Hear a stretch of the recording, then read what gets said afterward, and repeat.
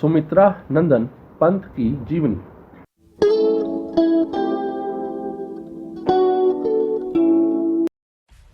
Subscribe कीजिए हमारे channel को और बेल आइकॉन को दबाइए हमारी लेटेस्ट वीडियो सबसे पहले देखने के लिए। जीवन परिचय। सुमित्रा नंदन पंत का जन्म अल्मोड़ा जिले, अब बागेश्वर, तब उत्तर प्रदेश, वर्तमान उत्तराखंड के कौसानी में 20 मई 1900 को हुआ था। इनके जन्म के कुछ घंटों पश्चात ही इनकी मां का देहांत हो गया। अतः इनका पालन पोषण इनकी दादी ने किया। सुमित्रा नंदन पंत के पिता का नाम गंगा दत्त पंत था। ये गंगा दत्त पंत की 8वीं संतान थे। सुमित्रा नंदन पंत का जन्म स्थान कौसानी इतनी खूबसूरत जगह है कि यहाँ प्राकृतिक से प्रेम होना स्वाभाविक था। इसलिए इनकी रचनाओं में भी झरना, बर्फ, पुष्प, लता, भ्रमर, गुंजन, उषा किरण, शीतल पवन, तारों की चुनेरी ओढ़े गगन से उतरती संध्या, ये सब सहज रूप से इनके काव्य का उपादान बने। इनकी इन्हीं सब काव्यगत विशेषताओं के कारण इनको प्रकृति का सुकुमार कवि भी कहा जाता है। निसर्ग के उपादानों का प्रतीक व बिंब के रूप में उसका प्रयोग इनके काव्य की मुख्य विशेषता रही। इनका व्यक्तित्व भी आकर्षण का केंद्र बिंदु था। गौरपड़, सुंदर सौम्य मुखाकृति, लंबे घुंघराले बाल, सुगठित शारीरिक सौष्ठव इनको सबसे अलग बनाता था। सुमित्रा नंदन पंत का वास्तविक नाम गोसाई दत्त रखा गया था, लेकिन इनको अपना नाम पसंद नहीं था, इसलिए इन्होंने बाद में अपना नाम बदलकर सुमित्रा नंदन पंत रख लिया। सुमित्रा नंदन पंत के शिक्षा दीक्षा। सुमित्रा नंदन पंत 1910 में शिक्षा प्राप्त करने गवर्नमेंट हाई स्कूल अल्मोड़ा गए। यहीं उन्होंने अपना नाम गोसाई दत्त से बदलकर सुमित्रा नंदन पंत रख लिया। 1918 का समय था जब सुमित्रा नंदन पंत अपने मंझेले भाई के साथ काशी गए और क्वींस कॉलेज में पढ़ने लगे।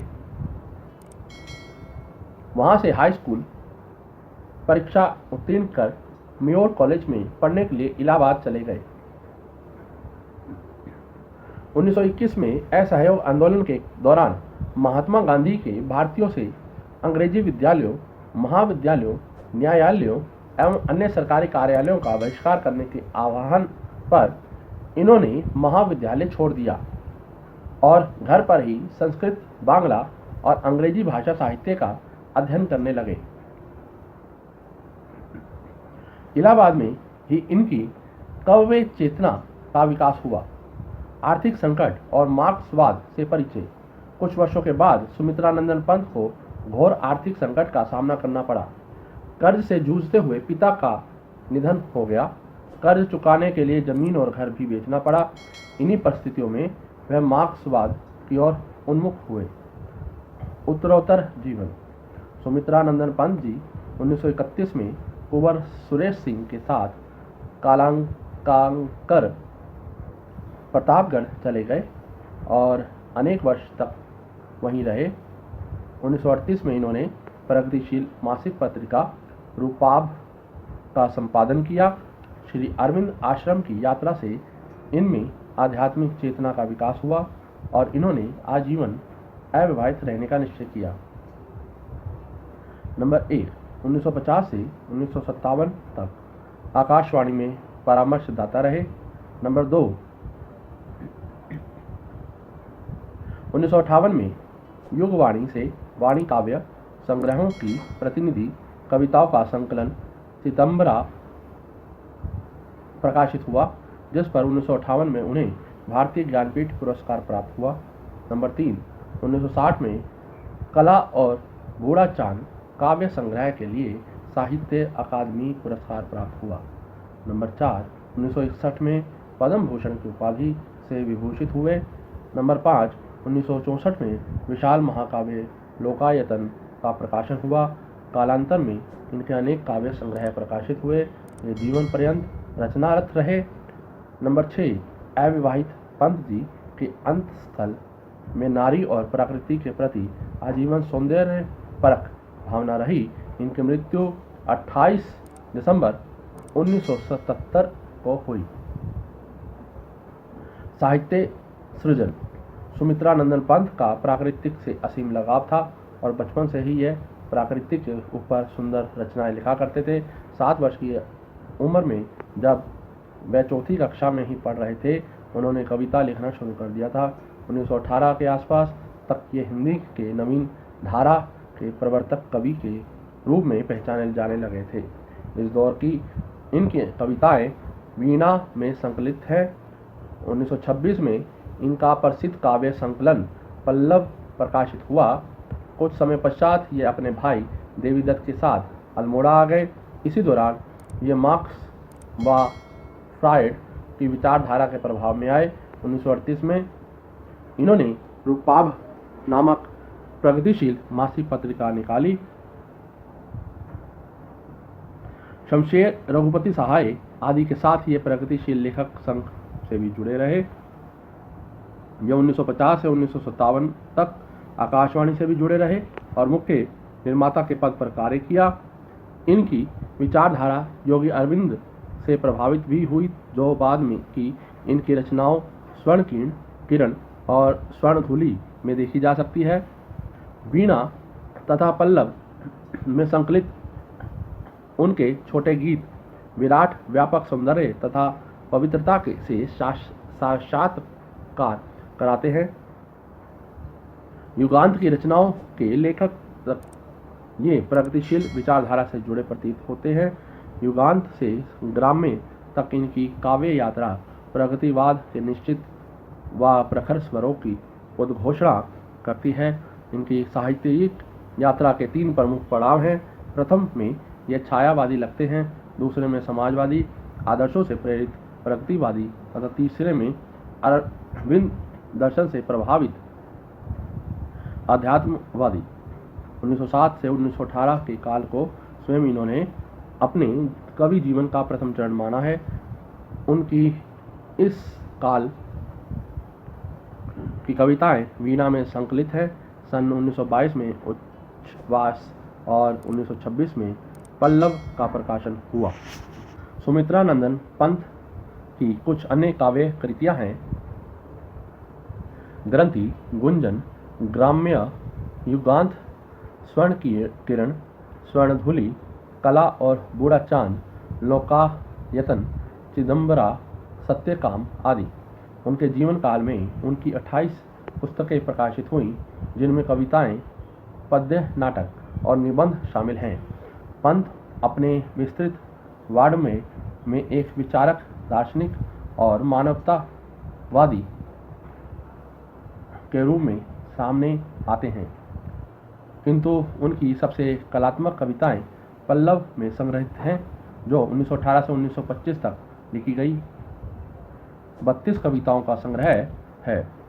इसी संग्रह में उनकी प्रसिद्ध कविता परिवर्तन सम्मिलित है। तारापथ उनकी प्रतिनिधि कविताओं का संकलन है। उन्होंने ज्योत्सना नामक एक रूपक की भी रचना की है।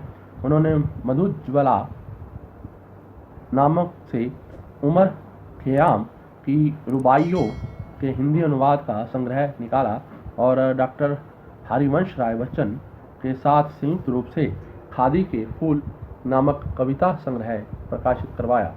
सुमित्रा नंदन पंत की प्रमुख कृतियां कविता संग्रह खंड काव्य नंबर 1 उच्छ्वास, नंबर 2 पल्लव, नंबर 3 वीणा, नंबर 4 ग्रंथि, नंबर 5 गुंजन, नंबर 6 ग्राम्य, नंबर 7 युगांत, नंबर 8 युगांतर, नंबर 9 स्वर्ण किरण, नंबर 10 स्वर्णधूलि, नंबर 11 कला aur Budha Chand, number 12 Lokayatan, number 13 Satyakam, number 14 Mukti Yagya, number 15 Tarapath, number 16 Mansi, number 17 Yogvani, number 18 Uttara, number 19 Rajat Shikhar, number 20 Shilpi, number 21 Swarn, number 22 Atima, number 23 Patjhad, number 24 Avgunthit, number 25 Jyotsna, number 26 Meghnad Vadh. चुनी हुई रचनाओं के संग्रह युगपथ, चिदंबरा, पल्लविनी, स्वच्छंद। अनुदित रचनाओं के संग्रह मधुज्वाल, उमर खयाम की रुबाइयों का फारसी से हिंदी में अनुवाद, अन्य कवियों के साथ संयुक्त संग्रह खादी के फूल, हरिवंश राय बच्चन के साथ संयुक्त संग्रह पुरस्कार और सम्मान, चिदंबरा के लिए भारतीय ज्ञानपीठ, लोकायतन के लिए सोवियत नेहरू शांति पुरस्कार और हिंदी साहित्य की इस अनवरत सेवा के लिए उन्हें पद्म भूषण से अलंकृत किया गया। सुमित्रा नंदन पंत के नाम पर कोसानी में अनेक उनके पुराने घर को, जिसमें वह बचपन में रहा करते थे, सुमित्रा नंदन पंत वीथिका के नाम से एक संग्रहालय के रूप में परिवर्तित कर दिया गया है।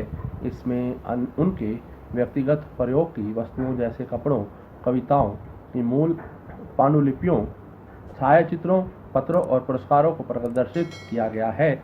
इसमें एक पुस्तकालय भी है जिसमें उनकी व्यक्तिगत तथा उनसे संबंधित पुस्तकों का संग्रह है। विचारधारा उनका संपूर्ण साहित्य सत्यम शिवम सुंदरम के आदर्शों से प्रभावित होते हुए भी समय के साथ निरंतर बदलता रहा है। जहां प्रारंभिक कविताओं में प्राकृतिक और सौंदर्य के रमणीय चित्र मिलते हैं, वहीं दूसरे चरण की कविताओं में छायावादी सूक्ष्म कल्पनाओं व कोमल भावनाओं के और अंतिम चरण की कविताओं में प्रगतिवाद और विचारशीलता के उनकी सबसे बाद की कविताएं अरविंद दर्शन और मानव कल्याण की भावनाओं से ओतप्रोत हैं। पंत परंपरावादी आलोचकों और प्रगतिवादी तथा प्रयोगवादी आलोचकों के सामने कभी नहीं झुके। उन्होंने अपनी कविताओं में पूर्व मान्यताओं को नकारा नहीं। उन्होंने अपने ऊपर लगने वाले आरोपों को नम्र अवज्ञा कविता के माध्यम से खारिज किया। वह कहते थे, गा कोकिला संदेश सनातन, मानव का परिचय मानवपन। स्मृति विशेष उत्तराखंड में कुमाऊं की पहाड़ियों पर बसे कोसानी गांव में जहां उनका बचपन बीता था, वहां का उनका घर आज सुमित्रा नंदन पंत साहित्यिक वीथिका नामक संग्रहालय बन चुका है। इसमें उनके कपड़े, चश्मा, कलम आदि व्यक्तिगत वस्तुएं सुरक्षित रखी गई हैं। संग्रहालय में उनको मिले ज्ञानपीठ पुरस्कार का प्रशस्ति पत्र, हिंदी साहित्य सम्मेलन द्वारा मिला साहित्य वाचस्पति का प्रशस्ति पत्र भी मौजूद हैं। साथ ही उनकी रचनाएं लोकायतन, आस्था आदि कविता संग्रह की पांडुलिपियां भी सुरक्षित रखी हैं। काला कांकर के कुंवर सुरेश सिंह और हरिवंश राय बच्चन से किए गए उनके पत्र व्यवहार की प्रतिलिपियां भी यहाँ मौजूद हैं।